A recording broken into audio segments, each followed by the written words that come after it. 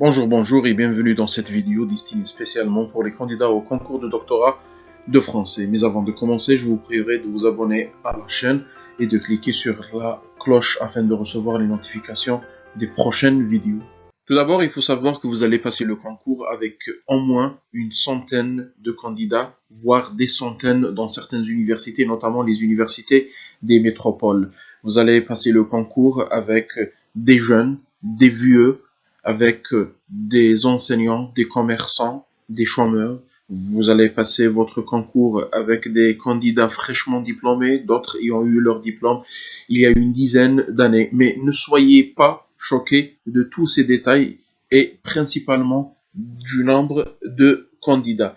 Et ne vous comparez jamais aux autres. Et sachez une chose, que tout le monde a une chance en dépit du nombre de candidats parfois très élevé et de nombre de postes à pourvoir très réduit. Mais sachez une chose aussi, que tous les candidats ont une vie, des occupations, des responsabilités, et en dépit de leur maîtrise de la langue, peut-être qu'ils ne trouvaient pas le temps pour se préparer. Donc, il se peut qu'il y ait un étudiant, un candidat fraîchement diplômé et qui se prépare bien pour le concours, il peut facilement décrocher un poste. Deuxième point, culture. Alors, il faut savoir séparer le bon grain de l'ivraie ou distinguer la culture académique de la culture générale. Je vous donne un exemple. Tu peux être bon en français, tu peux avoir une parfaite maîtrise de la langue française, ce qui relève de la culture générale, mais tu ne maîtrises pas les connaissances de base de la spécialité dans laquelle tu vas passer le concours.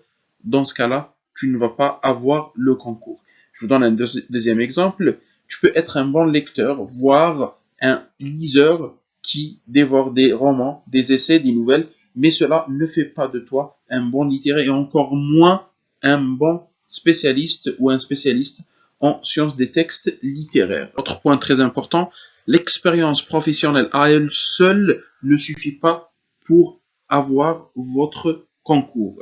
Il faut qu'elle soit appuyée par une très bonne révision des notions et connaissances théoriques.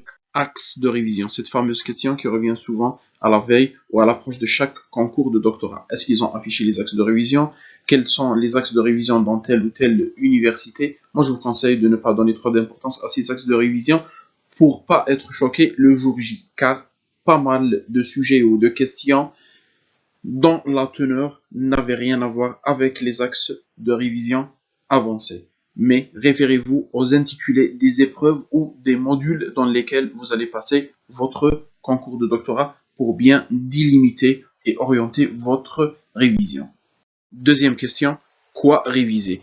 Alors, la réponse à cette question est relative à la spécialité dans laquelle vous allez passer votre concours. C'est-à-dire, vous allez délimiter le champ de votre révision et orienter votre révision en fonction des intitulés des épreuves dans lesquelles vous allez passer le concours.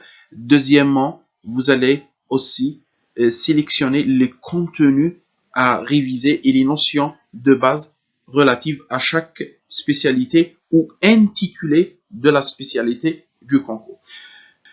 Passons à la troisième question, comment réviser? Là, il n'y a pas un remède ou une méthode miraculeuse qui vous permet de bien réviser pour réussir le concours.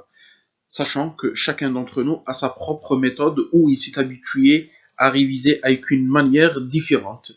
Alors, il y a ceux qui préfèrent réviser en groupe, d'autres qui préfèrent réviser en solo ou individuel, d'autres qui préfèrent réviser en ligne, d'autres qui préfèrent lire sur PC. Il y a des étudiants ou des candidats qui préfèrent noter, d'autres qui préfèrent réviser dans une bibliothèque, d'autres qui préfèrent réviser chez eux. Donc, pour cela, je ne peux pas vous donner une méthode miraculeuse. S'agissant des supports de révision, sachant que je vous ai laissé des liens des dossiers contenant des documents relatifs à chaque spécialité dans la description de cette vidéo. Et c'est les mêmes liens que j'ai publiés dans certains groupes il y a 2 jours de cela. Alors, on va se servir des ouvrages théoriques et des articles scientifiques, polycopies de cours et dictionnaires pour saisir les notions, pour bien maîtriser les concepts et avoir une idée sur la spécialité dans laquelle vous allez passer votre concours de doctorat.